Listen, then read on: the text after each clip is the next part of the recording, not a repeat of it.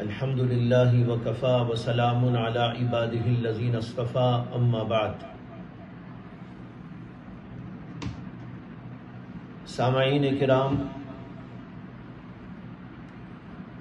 ہم سب اچھی طرح واقف ہیں کہ اس وقت فلسطین اور اس کے آس پاس کے علاقوں میں کیا ہو رہا ہے اور کیا ہوا ہے۔ اس صورتحال نے دنیا کے تمام مسلمانوں کو جھنجھوڑ کے رکھ دیا ہے اور سارے لوگ اس سلسلے میں پریشان ہیں۔ اور پھر آج کی جو صورتحال نئی پیدا ہوئی کہ اسرائیل نے جنگ بندی کا اعلان کیا اور حماس اور فلسطینیوں کو اللہ تبارک و تعالی نے فتح اور کامرانی سے ہمکنار فرمایا، تو اس کی وجہ سے مسلمانوں کے دل خوش ہیں۔ اسرائیل نے ایک طویل زمانے سے دہشت گردی، ظلم و زیادتی، سفاکی اور بربریت کا برابر مظاہرہ کیا ہے اور کرتا جا رہا ہے۔ اور پھر ابھی قریب میں جو حالات اور واقعات پیش آئے، اس سے بھی یہ بات کھل کر سامنے آ گئی کہ اسرائیل ایک دہشت گرد ملک ہے اور انسانیت دشمن ملک ہے، جس کے پاس انسانیت کی کوئی اہمیت نہیں ہے۔ معصوم بچوں کو، عورتوں کو اور ان لوگوں کو جو عام رعایا کے لوگ ہیں، ان سب کو نشانہ بنایا گیا اور ایسے علاقوں کو نشانہ بنایا گیا جہاں پر مظلوم لوگ ہیں، پریشان حال لوگ ہیں، اور ہاسپٹلوں کو اور ایسی جگہوں کو جن کے تباہ کرنے کا کوئی جواز کسی قسم کا پیدا ہی نہیں ہوگا۔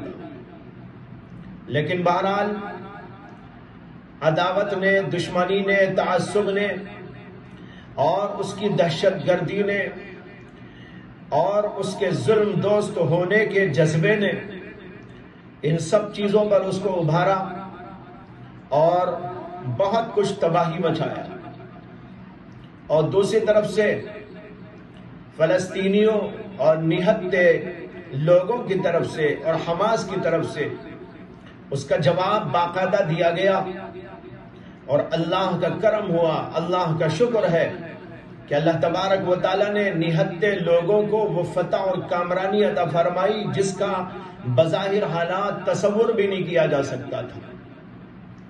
اسرائیل کے پاس ٹینکس موجود ہیں، زبردست اپ ٹو ڈیٹ قسم کے تمام ہتھیار موجود، بڑی قوت اور بڑی طاقت اور بڑی بڑی طاقتوں کا سپورٹ، لیکن اس کے باوجود نہتے لوگوں نے جو کچھ کہ ان کے بل بوتے ہو سکتا تھا وہ کیا، اور پھر دنیا نے کھلے آنکھوں دیکھ لیا کہ وہ دشمن جو آیا تھا تباہ کرنے کے لیے وہ خود اپنی راہ لے کر بھاگنے لگا۔ اور آج اللہ نے ان لوگوں کو فتح عطا فرمائی اور اسرائیل کو شکست فاش دے کر دنیا والوں پر ظاہر کر دیا کہ جو اللہ کے لیے قدم بڑھاتا ہے، جو اللہ کے لیے آگے بڑھتا ہے، اللہ تبارک و تعالی اس کو ہمیشہ فتح عطا فرماتے ہیں۔ بہرحال آج کے ان حالات کے تناظر میں اس وقت میں مجھے یہ عرض کرنا ہے کہ شام اور فلسطین کا علاقہ اور اس کے آس پاس کا جو علاقہ ہے، اور جہاں پر بیت المقدس واقع ہے، جہاں پر مسجد اقصی موجود، اس کی مسلمانوں کے پاس کیا اہمیت ہے اور یہ اہمیت کن بنیادوں پر ہے؟ جو صورتحال اس وقت ہمارے سامنے آئی، اس سے یہ بھی سامنے آیا کہ بہت سارے مسلمانوں کو اس بات کی کوئی واقفیت نہیں ہے کہ وہ علاقہ اور وہ مسجد جس کے لیے یہ سب کچھ ہوا اور فلسطینیوں نے ایک طویل زمانے سے اس کی حفاظت کا کام انجام دیتے آ رہے ہیں، انہوں نے جو کچھ کیا اس کی اہمیت کیا ہے؟ بہت سے مسلمانوں کے نزدیک یہ جنگ ایک عام دو ملکوں کی جنگ کی طرح ہے، لیکن حقیقت یہ نہیں ہے۔ حقیقت یہ ہے کہ یہ علاقہ اور یہ خطہ اور وہاں کی جو چیزیں ہیں وہ مسلمانوں کے لیے ایک بہت ہی محترم شان چیزیں ہیں، اور اس کی بڑی اہمیت اسلام کی نظر میں ہے اور مسلمانوں کی نظر میں۔ سب سے پہلے تو دیکھیے کہ سیدنا ابراہیم خلیل اللہ علیہ السلام اپنے علاقے سے ہجرت فرما کر اسی علاقے میں تشریف لائے تھے جہاں آج بیت المقدس واقع ہے اور جس کو ملک شام کہا جاتا ہے۔ یہ ملک شام کا علاقہ اس زمانے میں اور زیادہ تھا، وسیع تھا۔ اب اس کے مختلف حصے اور ٹکڑے ہو گئے۔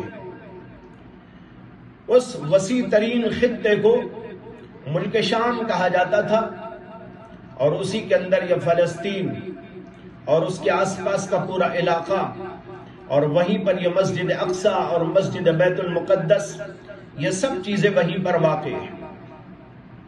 ابراہیم علیہ السلام اللہ کے حکم سے جب ان کے علاقے میں ان کو رہنا دشوار ہو گیا اور وہاں پر ان کو آگ میں ڈال کر جلانے کی کوشش کی گئی، اور اللہ نے معجزانہ طور پر ان کو بچایا، اور پھر وہ وہاں سے اللہ کے حکم سے چلے آئے تو اسی علاقے میں چلے آئے تھے، اور یہاں پر آ کر انہوں نے بود و باش اختیار کی۔ اور پھر یہ بھی آپ کے علم ہے کہ حضرت سیدنا ابراہیم علیہ السلام کو جب اسماعیل علیہ السلام ان کے گھر میں پیدا ہوئے تو اللہ کا حکم آیا تھا کہ وہ وہاں سے مکہ المکرمہ چلے جائے اور اپنے اس بچے کو اور ان کی والدہ کو یعنی حضرت حاجرہ کو وہاں پر چھوڑ آئے۔ چنانچہ انہوں نے مکہ المکرمہ میں اپنی زوج مطہرہ حضرت حاجرہ علیہ السلام کو اور اس لخت جگر حضرت اسماعیل علیہ السلام کو چھوڑ دیا تھا، اور وقتاً فوقتاً جایا کرتے تھے۔ ادھر حضرت اسحاق ان کے ہاں پیدا ہوئے، اور ادھر حضرت اسحاق اور ادھر دوسرے بیٹے حضرت اسماعیل، یہ دونوں ان جگہوں پر پلتے رہے، بڑھتے رہے، اور پھر یہ دو ان کی اولادوں نے دو علاقوں کو ایک مرکزی مقام بنا کر، اللہ کی عبادت گاہ بنا کر اور نیک لوگوں کا مرکز بنا کر اس کو پروان چڑھایا۔ بہرحال یہاں سے ابتدا ہوتی ہے حضرت سیدنا ابراہیم علیہ السلام کے وہاں تشریف لانے سے اس علاقے کی، جس کو ہم ملک شام کہتے ہیں اور جس کو بیت المقدس کہا جاتا ہے۔ ایک حدیث میں آتا ہے کہ نبی اکرم صلی اللہ علیہ وسلم سے حضرت ابو ذر غفاری رضی اللہ تعالیٰ عنہ نے پوچھا کہ یا رسول اللہ، سب سے پہلے دنیا میں کون سی مسجد بنائی گئی تھی؟ اللہ کے نبی علیہ السلام نے فرمایا کہ سب سے پہلی مسجد وہ مسجد حرام یعنی کعبۃ اللہ ہے جو مکہ مکرمہ میں ہے۔ انہوں نے پوچھا کہ پھر اس کے بعد کون سی مسجد؟ تو اللہ کے نبی علیہ السلام نے فرمایا کہ اس کے بعد دوسری مسجد وہ بیت المقدس ہے، وہ دوسرے نمبر پر دنیا کی اس سرزمین کے اوپر تعمیر ہوئی۔ حضرت ابو ذر غفاری نے پوچھا کم بینہما، ان دونوں مسجدوں کے بنانے میں مدت درمیان میں کتنی رہی، یعنی پہلی مسجد بننے کے بعد دوسری مسجد کتنے دنوں یا کتنے سالوں کے بعد میں بنی؟ اللہ کے نبی علیہ السلام نے اس کے جواب کے اندر فرمایا کہ 40 سال کے بعد۔ اس کے اوپر علماء کو بڑی بحث ہے کہ 40 سال کے بعد بیت المقدس یعنی کعبے کے 40 سال کے بعد بیت المقدس تعمیر ہوا۔ بظاہر یہ بات عجیب لگتی ہے۔ عجیب کیوں لگتی ہے؟ اس لیے کہ یہ بات مشہور ہے اور ہم لوگ عام طور پر یہ بات جانتے ہیں کہ بیت المقدس کی تعمیر حضرت سیدنا داؤد علیہ السلام نے شروع کی تھی اور اس کی تکمیل حضرت سیدنا سلیمان علیہ السلام کے ہاتھوں ہوئی۔ اور یہ دونوں بزرگ حضرت ابراہیم علیہ السلام کے بہت بعد پیدا ہوئے۔ بعض روایتوں سے معلوم ہوتا ہے کہ تقریباً 1000 سال کا فاصلہ ہے۔ ابراہیم علیہ السلام نے کعبۃ اللہ کو بنایا اور پھر ابراہیم علیہ السلام کی اولاد میں سے حضرت داؤد اور حضرت سلیمان علیہ السلام نے بیت المقدس کی تعمیر کی، اور ان دونوں حضرات کے درمیان میں تقریباً 1000 سال کا فاصلہ موجود ہے۔ تو پھر یہ بات کہ اللہ کے نبی علیہ السلام فرما رہے ہیں کہ کعبۃ اللہ کی تعمیر میں اور بیت المقدس کی تعمیر میں صرف 40 سال کا فصل ہے، یہ بات کیسے صحیح ہوگی؟ علماء نے اس کے اوپر بحث کی ہے اور اس کے جوابات دیے۔ بات دراصل یہ ہے کہ اللہ کے نبی علیہ السلام نے اس حدیث مبارکہ میں جو یہ فرمایا ہے کہ کعبۃ اللہ بنایا گیا پہلے نمبر پر اور پھر اس کے بعد دوسرے نمبر پر بیت المقدس کو تعمیر کیا گیا، یہاں پر تعمیر سے مراد یہ تعمیر نہیں ہے جو ابراہیم علیہ السلام نے اور پھر اس کے بعد حضرت داؤد اور سلیمان علیہ السلام نے فرمائی ہے۔ یہاں پر یہ تعمیر اللہ کے نبی علیہ السلام مراد نہیں لے رہے، بلکہ اس سے پہلے جو تعمیر ہوئی وہ تعمیر ہے۔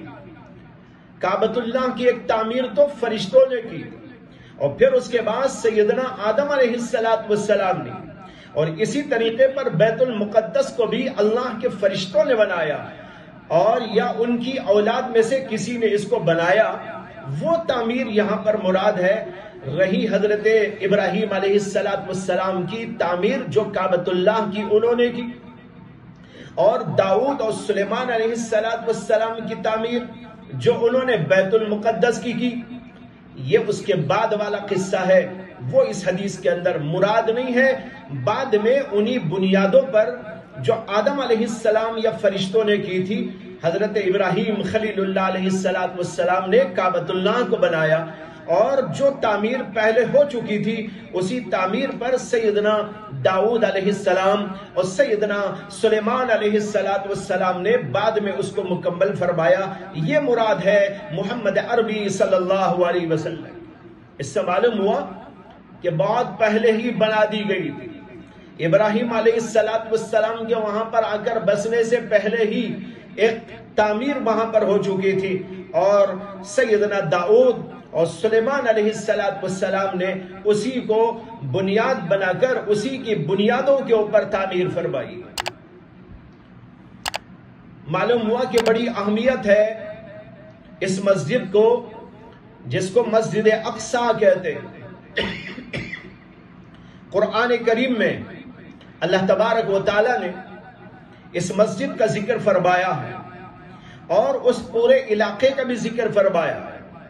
ایک جگہ پر اللہ تعالیٰ نے نبی اکرم محمد عربی صلی اللہ علیہ وسلم کے معراج کا واقعہ ذکر کرتے ہوئے فرمایا، سبحان الذی اسری بعبدہ لیلا من المسجد الحرام الی المسجد الاقصی الذی بارکنا حولہ۔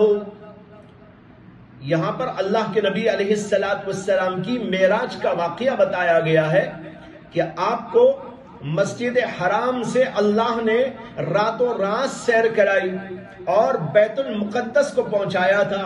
یہاں پر اس کا ذکر آیا الی المسجد الاقصی. اور اس مسجد اقصی کا ذکر کرتے ہوئے اللہ تعالیٰ نے یہاں پر ایک بات فرمائی الذی بارکنا حولہ. وہ مسجد اقصی جس کے آس پاس کے پورے علاقے میں ہم نے برکتوں کو ڈال دیا ہے، اس کو بابرکت بنایا ہے، اس کو بڑا مبارک بنایا ہے.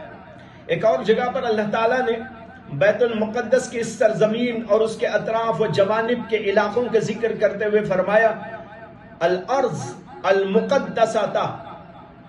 یہاں پر اللہ نے اس کو ارض مقدسہ فرمایا ہے. معلوم ہوا کہ مقدس سرزمین ہے، یہاں پر برکتوں کو اللہ نے پھیلا رکھا ہے. اس کی برکتیں ظاہری بھی ہیں، اس کی برکتیں باطنی بھی ہیں.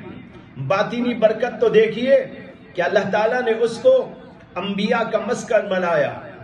انبیاء بہت سے وہاں پیدا ہوئے، بہت سے انبیاء نے اس علاقے کو اپنا ٹھکانہ بنایا اور نبی اکرم محمد عربی صلی اللہ علیہ وسلم کو بھی وہاں پر پہنچایا گیا اور وہاں کا نظارہ کرایا گیا. اور حضرت سیدنا ابراہیم علیہ السلام اور ان کی اولاد میں سے بہت سارے پیغمبر وہیں پر رہنے لگے تھے. اتنی بابرکت. اور پھر دینی اعتبار سے وہاں پر یہ مسجدیں موجود اور اس کے اندر بڑی برکت اللہ نے رکھی کہ وہاں پر انبیاء بھی رہے، اولیاء اللہ بھی رہتے ہیں. اور بعض حدیثوں سے معلوم ہوتا ہے کہ ابدال کا بھی وہی مقام ہے. اس طرح دینی اعتبار سے وہاں برکتیں ہی برکتیں ہیں اور ظاہری برکتیں بھی اللہ نے وہاں پر رکھی ہیں. کہا جاتا ہے، روایات کے اندر موجود کہ وہاں پر اللہ تبارک و تعالیٰ نے بڑے باغات اور وہاں کے پھلوں کے اندر بہت رس، وہاں کے پھلوں کے اندر بہت برکت رکھی ہے. تو ظاہری اعتبار سے بھی وہاں پر برکتیں موجود ہیں، باطنی اعتبار سے بھی وہاں پر برکتیں موجود ہیں. اس کا ذکر اللہ نے فرمایا. ایک حدیث میں آتا ہے کہ اللہ کے نبی علیہ السلام نے فرمایا لا تشد الرحال الا الى ثلاثه مساجد. سفر کر کے جانا جائز نہیں ہے مگر صرف 3 مسجدوں کی طرف. اگر کوئی آدمی نماز پڑھنے کے لیے جانا چاہتا ہے تو سفر کر کے کسی اور مسجد کو جانا کہ میں نماز عصر پڑھنے کے لیے دلی کی جامع مسجد جاؤں گا، فلاں بادشاہ کی بنائی ہوئی مسجد کو جاؤں گا، تو اس کی یہ حرکت فضول ہے. جو مسجد اپنے علاقے کی ہے وہاں جو ثواب ملے گا وہی ثواب ہر مسجد کے اندر ملتا ہے. اس لیے فرمایا لا تشد الرحال. مگر 3 مسجدیں اس سے مستثنا ہیں، ان کے لیے مستقل سفر کر کے آپ جا سکتے ہیں. ایک کعبۃ اللہ، اس لیے کہ وہاں نماز پڑھنے کا ثواب 1 رکعت کا 1 لاکھ کے برابر ہے. اور دوسری مسجد نبوی ہے، وہاں بھی آپ سفر کر کے جا سکتے ہیں، اس لیے کہ وہاں پر ثواب ہے 1 رکعت کے اوپر 1000 رکعتوں کا. اور ایک ضعیف روایت میں یہ آتا ہے کہ 50,000 رکعتوں کے برابر ثواب. اور تیسری مسجد ہے بیت المقدس، یہاں بھی ثواب ہے. اس لیے ان 3 مسجدوں کی طرف سفر کر کے جا سکتے ہیں. بہرحال معلوم ہوا کہ یہ پورا خطہ، پورا علاقہ انبیاء کا مسکن، اولیاء اللہ کا ٹھکانہ، حضرات انبیاء اکرام علیہ السلام کے وہاں والد ہونے اور وہاں پر عبادت کرنے کا موقع ہے. اس لیے بہت ہی مبارک یہ سرزمین ہے. پھر اس میں ایک اور فضیلت یہ ہے کہ یہ مسلمانوں کا قبلہ اولا بھی ہے. جب اللہ کے نبی علیہ السلام مدینہ طیبہ تشریف لائے تھے ہجرت فرما کر، تو 16 مہینے تک یا 17 مہینوں تک اللہ کے نبی علیہ السلام کو حکم دیا گیا تھا کہ آپ بیت المقدس کی طرف رخ کر کے نماز پڑھیں. چنانچہ اللہ کے نبی علیہ السلام مدینہ آنے کے بعد 16 یا 17 مہینوں تک بیت المقدس کی طرف رخ کر کے نماز پڑھتے رہے. یہ بھی اس کی ایک بہت ہی اہم ترین فضیلت ہے۔ اور پھر اور ایک فضیلت اس مسجد کی یہ ہے کہ جب اللہ کے نبی علیہ السلام کو معراج نصیب ہوئی تو سب سے پہلے اللہ تبارک و تعالی نے وہاں پر ہی پہنچایا تھا، بیت المقدس میں اللہ کے نبی علیہ السلام کو، اور وہاں پر ہمارے نبی علیہ السلام نے 1,24,000 انبیاء کرام علیہ السلام تشریف فرما تھے، یعنی ان کی روحیں وہاں پر تشریف فرما تھی۔ اور ہمارے نبی علیہ السلام جب پہنچے ہیں، تمام کے تمام انبیاء نے کہا اے محمد صلی اللہ علیہ وسلم آپ آگے بڑھے اور ہماری امامت کریں۔ اللہ کے نبی علیہ السلام نے 1,24,000 پیغمبروں کی امامت فرمائی۔ اتنا بڑا مقام ہمارے نبی علیہ السلام کو عطا ہوا، اور تمام کے تمام پیغمبروں نے ہمارے نبی صلی اللہ علیہ وسلم کے پیچھے نماز پڑھی، اور اسی مسجد کے اندر یہ واقعہ پیش آیا تھا۔ یہ سب فضیلتیں ہیں بیت المقدس کی۔ یہ فضیلتیں اپنی جگہ پر ہم لوگوں کو ذہن میں رکھنا چاہیے، اور اس کی اہمیت کو ہمیشہ اجاگر کرتے رہنا چاہیے۔ پھر اس کے بعد یہ عرض کرنا چاہتا ہوں کہ اس مسجد بیت المقدس اور اس کے علاقے کو حضرت سیدنا عمر بن خطاب رضی اللہ تعالیٰ عنہ نے اپنے زمانے میں فتح کیا تھا۔ یہ عیسائیوں کے قبضے میں تھا، اور سیدنا عمر بن خطاب رضی اللہ تعالیٰ عنہ نے اپنے دور خلافت میں اس کو فتح فرمایا۔ تاریخ کے اندر یہ واقعہ بڑا مشہور ہے اور بڑا عجیب و غریب واقعہ تھا۔ حضرت سیدنا عمر بن خطاب تشریف لے گئے تھے، اور پھٹے پرانے پیوندار کپڑوں کے اندر تشریف لے گئے تھے، اور ان کا غلام ان کے ساتھ میں موجود تھا، اور وہاں پر تشریف لے گئے تو جو وہاں کے پادری تھے وہ سب کے سب اپنی کتابوں کو لے آئے تھے دیکھنے کے لیے کہ کتابوں میں کیا لکھا ہوا ہے، اس ملک کو فتح کرنے والا کیسا ہوگا۔ انہوں نے کتابیں لا کر حضرت عمر کو دیکھنا شروع کر دیا، ان کے احوال کو دیکھنا شروع کر دیا۔ کتابوں میں بعین ہی وہی سب کچھ لکھا ہوا تھا جو سیدنا عمر بن خطاب کے اندر نظر آ رہا تھا۔ ان کی سادگی کا اس کے اندر تذکرہ تھا، ان کے انصاف اور عدل کا اس کے اندر تذکرہ تھا، ان کے احوال کا اس کے اندر تذکرہ موجود تھا۔ اس کو دیکھ کر انہوں نے کہا آپ ہی فاتح بیت المقدس ہے، اس لیے اس کی کیلیاں لا کر اس کو حضرت عمر بن خطاب رضی اللہ تعالیٰ عنہ کے ہاتھوں میں دے دیا۔ ایک طویل زمانے تک مسلمانوں کے قبضے میں رہا، اور پھر اس کے بعد ایک دور آیا کہ پھر یہ عیسائیوں کے قبضے میں چلا گیا، اور پھر صلیبی جنگیں جو ہوئی ہیں ان میں سے سب سے پہلی جنگ کے موقع پر جو ہے اس کو پھر فتح کیا گیا، اور اس کو فتح کرنے والے صلاح الدین ایوبی تھے۔ انہوں نے اس کو فتح کیا، اور پھر اس کے بعد چند سالوں کے بعد یہ پھر ہمارے ہاتھ سے نکل گیا۔